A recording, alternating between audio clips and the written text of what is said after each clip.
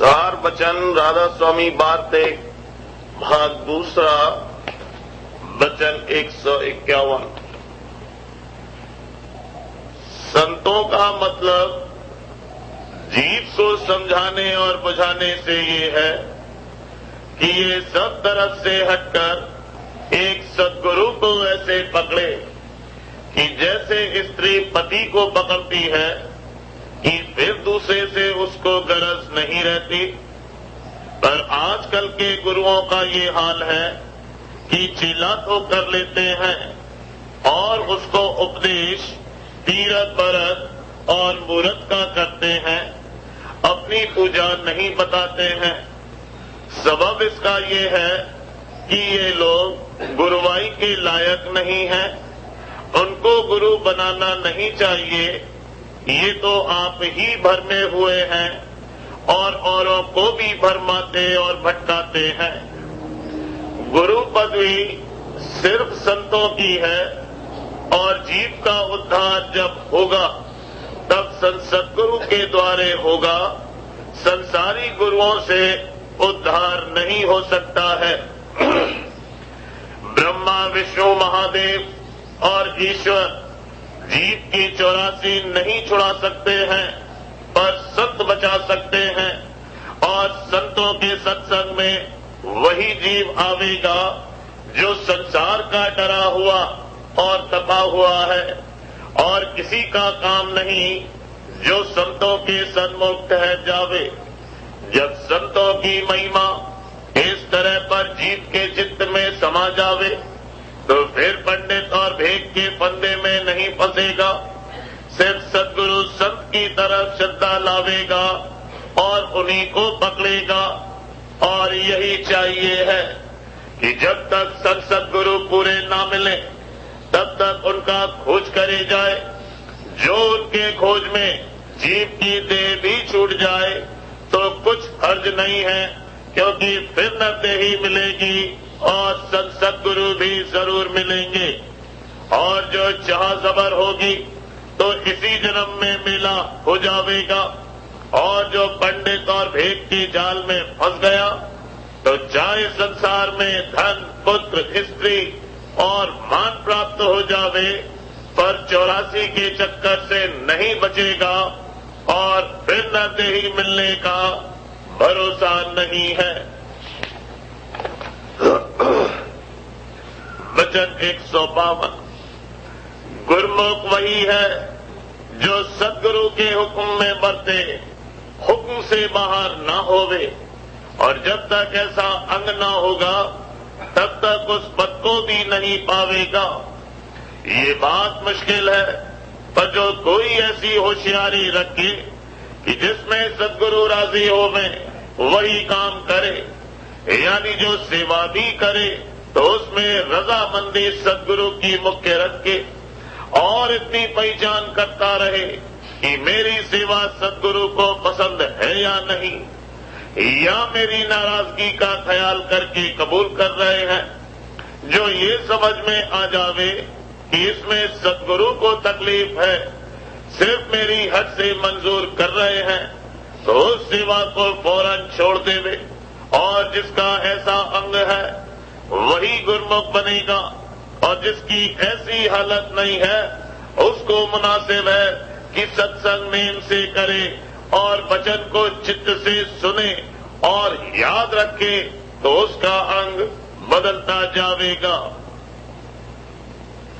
वचन 153। अहंकार की मैल सब जीवों के हृदय में धरी हुई है, और जब तक ये न जावेगी तब तक परमार्थ नहीं बनेगा। और ये मैल बाहरमुख उपासना से नहीं जा सकती। इस वास्ते लाजिम पड़ा कि अंतर्मुख उपासना की जावे, और इस उपासना का भेद सिवाय पूरे सद्गुरु के और कोई नहीं दे सकता है। इस वास्ते हर एक जीव परमार्थी को मुनासिब है कि पहले अपने वक्त का पूरा सद्गुरु खोजे और उनकी सेवा करे, तब काम पूरा बनेगा। वचन 154। इस जीव के सब बैरी हैं, कोई मित्र नहीं।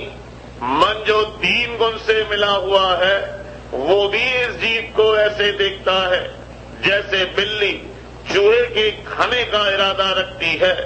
सिवाय इसके जो जीव काल के हैं और उसका हुक्म मानते हैं, यानी मन के कहने में चलते हैं, तो भी काल उनको दुख देता है। इसी तरह सब जीव दुखी रहते हैं, पर जो जीव सद्गुरु के हैं उनके ऊपर सद्गुरु की दया है और काल भी उनसे डरता है और उनका सहायक रहता है। इस वास्ते सबको चाहिए कि सद्गुरु वक्त की शरण ले में, तो यहाँ भी और वहाँ भी उनका बचाव और रक्षा होगी।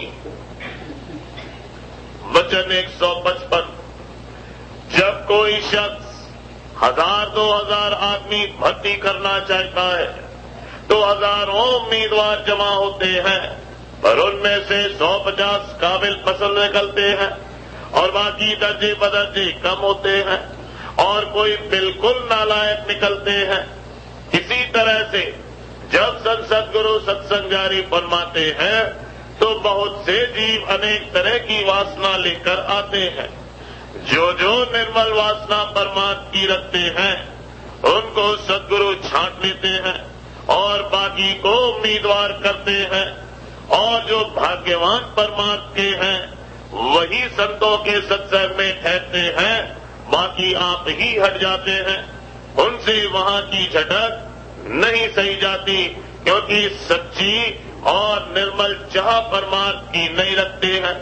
इस वास्ते संत भी उन पर जोर नहीं करते हैं, आइंदा के वास्ते दया करते हैं। वचन 156। हजारों ब्रह्मा, हजारों गोरख, हजारों नाथ और हजारों पैगंबर कृष्णा की अग्नि में जल रहे हैं, क्योंकि उनको सद्गुरु नहीं मिले। और अगर कोई ये सवाल करे कि जब ऐसे बड़े बड़ों को सद्गुरु की पहचान नहीं हुई तो फिर जीव कैसे पहचान सकता है, उसका जवाब ये है, ये सब अपने अपने अहंकार में रहे, इनको सद्गुरु पर निश्चय नहीं आया और इसी सबब से सद्गुरु ने आपको इन पर प्रकट नहीं किया, क्योंकि ये रचना के काम के अधिकारी थे और उनसे यही काम लेना मंजूर था। अगर उनको सद्गुरु पर निश्चय आ जाता तो फिर इनसे रचना का काम नहीं हो सकता था और दुनिया का बिल्कुल बिगाड़ना भी मंजूर नहीं है। जो जीव की संसारी हैं उनके वास्ते ये लोग पैदा किए गए हैं कि उनकी संभाल करें। उनके लिए सद्गुरु का उपदेश नहीं है और न वे सद्गुरु के उपदेश को मानेंगे और न सद्गुरु का भाव उनके चित्त में समावेगा। अब सद्गुरु पुकार कर कहते हैं कि जब ऐसे बड़े बड़े जिनका निश्चय हजारों जीव बांधे हुए हैं 84 के चक्कर और नर्क की आग से न बचे तो फिर जीव कैसे बचेंगे। पर इस वचन की प्रति वही जीव लावेंगे जिनका भाग्य परमात्मा का है और 84 से छुटकारा होने वाला है, यानी जिनको सच्ची और निर्मल चाह सच्चे मालिक से मिलने की है। और जिनके संसारी वासना अनेक तरह की धसी हुई है वे सद्गुरु के वचन की प्रतीत नहीं कर सकते। पर ये सबको मालूम होना चाहिए कि जन्म मरण से बचाने वाले और सदा सुख के स्थान के बख्शने वाले और निर्धाम में पहुंचाने वाले सिर्फ सद्गुरु हैं। और ब्रह्मा, विष्णु, महादेव और अवतार और देवता और पीर, पैगंबर और औलिया आप ही निगुरे हैं, यानी इनको सद्गुरु नहीं मिले और न 84 के चक्कर से आप बचे और न दूसरे को बचा सकते हैं। जो जो इस वचन की प्रति लाकर सद्गुरु का खोज करेंगे वही सद्गुरु के अधिकारी जीव हैं और उन्हीं को सद्गुरु मिलेंगे और अपनी दया से उनका काम पूरा बनावेंगे और फिर वही जीव जन्म मरण से रहित हो जावेंगे। वचन 157।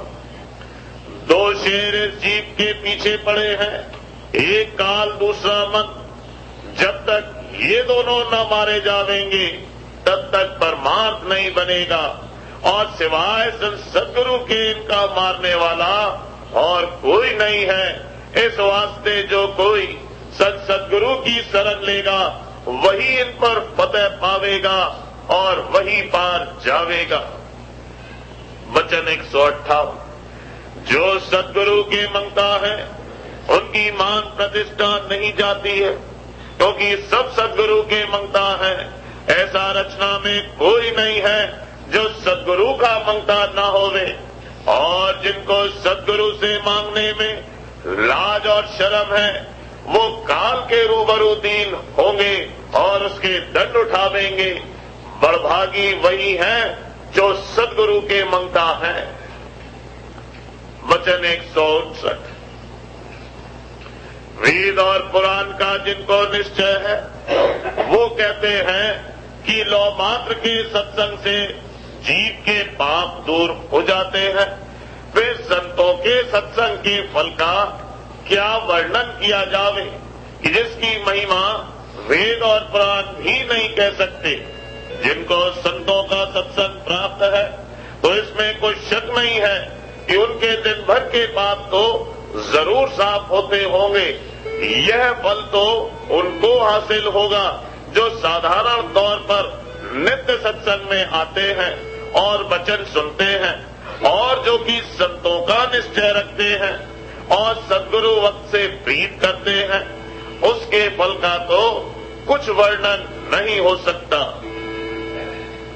वचन 160, संतों की जो स्तुति करता है या निंदा करता है दोनों का उद्धार होगा, पर जो सेवक होकर निंदा करेगा उसका अकाज होगा, उसकी निंदा की बर्दाश्त नहीं है।